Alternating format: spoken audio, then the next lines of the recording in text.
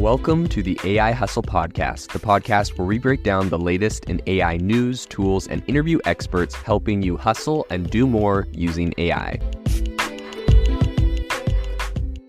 If you've been following the podcast for a while, you'll know that over the last 6 months, I've been working on a stealth AI startup. Of the hundreds of projects I've covered, this is the one that I believe has the greatest potential. So today I'm excited to announce AIBox. AIBox is a no-code AI app building platform paired with the App Store for AI that lets you monetize your AI tools. The platform lets you build apps by linking together AI models like ChatGPT, Midjourney, and 11 Labs. Eventually will integrate with software like Gmail, Trello, and Salesforce, so you can use AI to automate every function in your organization. To get notified when we launch and be one of the first to build on the platform, you can join the waitlist at aibox.ai. The link is in the show notes. We are currently raising a seed round of funding. If you're an investor that is focused on disruptive tech, I'd love to tell you more about the platform. You can reach out to me at jaden@aibox.ai. I'll leave that email in the show notes. Welcome to the ChatGPT podcast. I'm your host, Jaden Schaefer. Today on the podcast, we are going to be talking about some major announcements and advancements in AI out of Google and Nvidia. The first thing that is really interesting that Google recently announced is that they're integrating generative AI into Google Ads. So in the past, they mentioned that they were going to do something in this space, and people thought, people were speculating essentially what they were going to do. So their announcement has officially come out. And essentially what they're going to be able to do is you're going to be able to give Google Ads your landing page or your web page, your product page, whatever. It's going to be able to scan that, read all the information, look at the images on there, and it will go and create what it believes is the best converting ad copy. This is absolutely insane. And as someone that used to do a lot of marketing in the past on Google Ads myself, it's kind of like, a heaven send where it was kind of the worst to have to come up with new keywords and new headlines. And not that it's the worst, sometimes it's fun or whatever, but you always wonder, is there something I'm completely missing? Is there something that's way off that I'm not thinking of? Yada, yada. So this is actually going to be, I think, really cool in a sense that you're going to just plug your website in and Google is going to do it. Now, does this bring up some ethical questions or some causes for concern? Yes. One of those being, what if, you put in let's say a skin cream or something on a landing page. Google takes that and they make some amazing ad where they're okay, these are the keywords they should be targeting for this, and this is the ad copy, soothe your dry skin, blah, blah, blah, blah, blah. But let's say they just obviously AIs are known to hallucinate sometimes. ChatGPT has that problem. Even Google Bard has that problem. So what if it just reads it wrong and then it puts a headline in there that isn't accurate, and then someone clicks through, and maybe they're oh, well, the headline said it's going to work for I don't know, some sort of skin condition I have. So then they go buy it and it doesn't actually do that. So who's liable, right? Is that you for using Google? Is that Google for messing it up? I highly doubt Google is going to take any liability in any cases like that. There's probably going to be a terms of service you agree to. So I think that there's going to be some questions that people have to answer around that. And in addition to that, let's say Google, takes your landing page and they come up with some winning headlines and they're oh my gosh, these headlines have an insane click-through rate. And so they just blast it, but it's inaccurate, and then you waste a ton of money on something. So I think it's going to be an area that people are going to want to watch. Inevitably, though, I think what most likely will happen is this isn't going to be an autopilot tool. So I think that removes a lot of the concern. You probably go on there, click generate, it's going to generate, and you go and it's up to you to read them and make sure everything's accurate. So it's just Google saying this is what we believe will convert the highest, and I'm assuming you can go in there and change and test it out. Something interesting is, with Google and ads in general, on Facebook, when you create a Facebook ad, a video or something, you usually need to switch that thing out every so often, every month or so, test new creatives because people get tired of seeing it. And so it'll be interesting with Google if they're going to integrate something where it automatically is switching out new headlines, testing new headlines all the time. So that'll be an interesting area to keep following. But I think really, honestly, really big news from Google.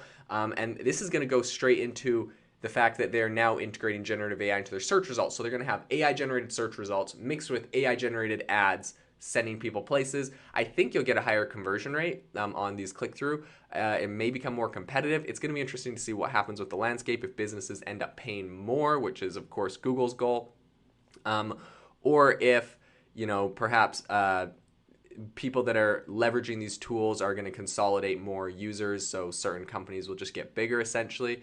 It'll be really interesting to see what happens. The second piece of news that I wanted to cover today is just the fact that Nvidia, which is it's the US-based chip maker. They make a lot of chips that were used in crypto and a lot of chips that are used in AI and training AI specifically. And they've been touted as like one of the biggest benefactors of this whole AI revolution because they were so well positioned with all of their chips that they have. Now, of course, just recently we've talked about the fact that AI can crash the stock market. Someone made a fake photo of like a bombing near the White House or the Pentagon, and the S&P 500 took a dive until people realized that this was fake and there was not an attack on the US Pentagon. So, of course, AI does have the ability to make stocks crash, but in the case of Nvidia, it obviously also has the ability to really see some massive rallies. So, Nvidia just kind of updated revenue forecast that was a lot higher than Wall Street's expectations. And due to the increased demand for just all these different AI chips that you need to train AI systems like ChatGPT, Nvidia says that they expect sales to reach $11 billion in the next 3 months. And that's more than 50% higher than analysts' projections. Like, that is insanity. They're expecting to go to $11 billion in the next 3 months, and that's like 50% higher. So than other people predicted. So like obviously demand is absolutely skyrocketing right now. And so Wall Street's response to this is the fact that after the Nvidia made the announcement, shares of their stock price went up 27%, and the company's market value hit a record $960 billion. Nvidia is getting close to $1 trillion valuation.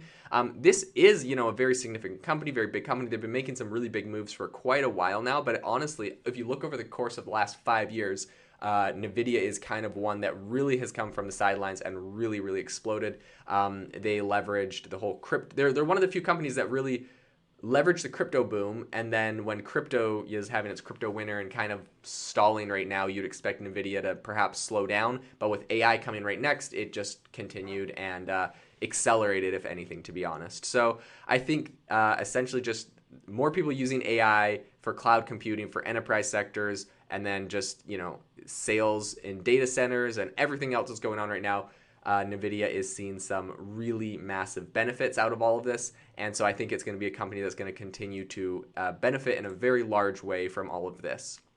So one other piece of information that I wanted to, or one other AI bit of news that is coming out of Google that I wanted to cover today is the fact that Google has something called Flamingo VLM, which essentially they're using and integrating into YouTube Shorts. And so, as you know, recently Google merged their DeepMind and Google Brain, which were kind of their two big AI companies. DeepMind was an acquired company and Google Brain was their internal AI company. And they've kind of been operating separately, doing different things, right? There's kind of a difference between machine learning and artificial intelligence. And different companies were specializing in those, but they've smashed them together right now because they said, we need to compete with Microsoft. If you've seen in the last couple of days, Microsoft made some massive announcements to all the areas they're integrating AI, similar to what Google did recently. And so Google and Microsoft are kind of in this head-to-head battle for AI dominance. Because of that, they recently merged their DeepMind and their Google Brain into one company. They're like, we just need everyone to be on the same page, working as fast as we can to catch up to Microsoft and OpenAI. So the team over there recently shared some insights into its visual language model, VLM, called Flamingo. So it's being utilized to generate descriptions for YouTube Shorts. So visual language model, essentially, it can watch your YouTube video or your YouTube short, right, these 60-second clips, and it can analyze the initial frames of a video and generate a text description. So kind of like when you're using ChatGPT and you have this whole conversation, ChatGPT automatically just puts like a title, which can be or can't be accurate sometimes. They're going to do the same thing with YouTube Shorts, where they can watch the whole video, listen to the audio, and they will decide on like the title that you can do and the description that you can add, and they'll be able to add keywords and a whole bunch of other data. And this is something I think this is going to be a trend we see going forward in all content produced online. At some point, I'm going to take this video that's a podcast that I'm recording right now. I'm going to throw it onto a platform that's going to automatically add captions, descriptions, title, whatever. Maybe we'll A/B test 5 different titles to see which performs the best based off the content I talked about on the podcast. And I think it's going to be really hands-off for creators and consumers, where it's going to be probably a lot of machine learning and AI that's generating sort of the grunt work or other text. Now, that being said, of course, there's going to be people that want to do this themselves. A lot of people have, their own style where it's like no capital letters in my title, or, they add like special emojis, whatever. Like people will have their own vibe. I also don't think that it's, far off to think you couldn't just get an AI to learn off of, perhaps what you've done in the past and continue a trend, something like that. So it'll be interesting to see what happens there. But this is an interesting, just a little tidbit, little feature that they're adding, integrating AI into a tool. But I think it's more indicative and more, consequential for the broader landscape and what this means for content in the future. This means essentially you will upload a piece of content. Perhaps I won't even write the title for an article, or the Wall Street Journal won't write the title for the article. They'll just throw the article, all the content up there, and AI will determine what title performs the best, what description performs the best, what image performs the best for that article. And it's going to be the same thing for YouTube thumbnails and all this kind of stuff, where I believe AI can auto-generate a lot of that. Man, YouTube thumbnails, that'll be crazy. I bet you they can just look through your video, take a screenshot of you talking at some point, make a crazy thumbnail based off of what's popular on YouTube, or, trends or styles you like. And if YouTube doesn't do this, somebody else will. So it's going to be interesting, and I think this is going to be a really big trend in the industry, where you will no longer create, some of the categorizing content around your content. The one other thing I wanted to talk about is the fact that Opera has recently unveiled. Opera, if you don't know, it's an operating system like Google Chrome. Not operating system. It's a browser like Google Chrome or Microsoft Edge or Firefox.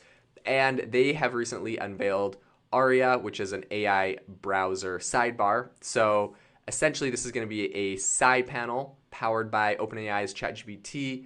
And it's going to help you find information on the web, generate text, including code, provide support about the browser itself, because it has access to the internal documents.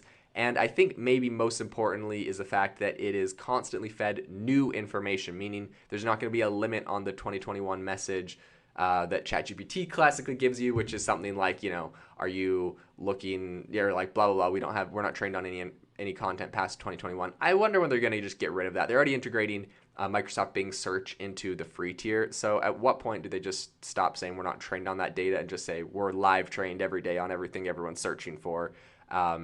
And it's not going to be like, I don't know. I don't believe that will stick around for long. Now, the thing that I will say, okay, I'll give you a fun fact about that, though, really quick before I bash it a little bit. The thing I'll say, a fun fact, is that Aria's first task after it was created was to name itself, and it picked the name Aria. So that's cool, whatever.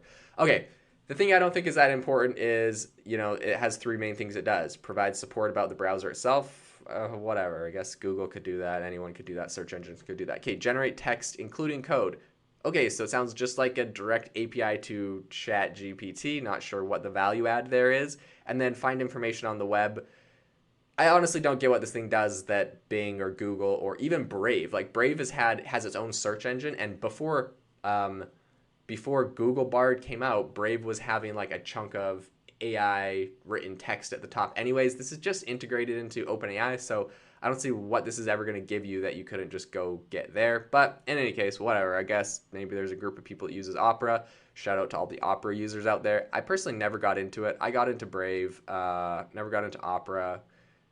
Yeah, whatever. That is what it is. So in any case, some massive advancements in AI right now. This week, we are seeing some big things out of big players like Google, Nvidia, and others. It's going to be interesting to follow on and see how this continues to evolve. If you loved today's podcast, I'd really appreciate it if you rate us wherever you listen to your podcasts, on Apple or Spotify or whatever. It really helps more people find out about the podcast, and it's really encouraging for me as well. As you know, I do this for free to help share great AI insights to you. In addition, if you're interested in a more collaborative experience and community, I would highly recommend check out the show notes. There's a link to our Facebook community where we talk about AI every day, what people are working on, projects, tips, tools, all that kind of stuff. So I'd love to see you there. Thanks so much for listening to the podcast, and I hope you have a wonderful rest of your. If you are looking for an innovative and creative community of people using ChatGPT, you need to join our ChatGPT creators community. I'll drop a link in the description to this podcast. We'd love to see you there, where we share tips and tricks of what is working in ChatGPT. It's a lot easier than a podcast, as you can see screenshots, you can share and comment on things that are currently working. So if this sounds interesting to you, check out the link in the comment. We'd love to have you in the community. Thanks for tuning in to the AI Hustle podcast. If you could do us a massive favor, we would really appreciate it if you could leave us a review wherever you get your podcasts. This helps people find the podcast. It helps people know this is a good place to go. And we would really appreciate it, as it helps us continue to bring on incredible guests and share incredible content for you to listen to.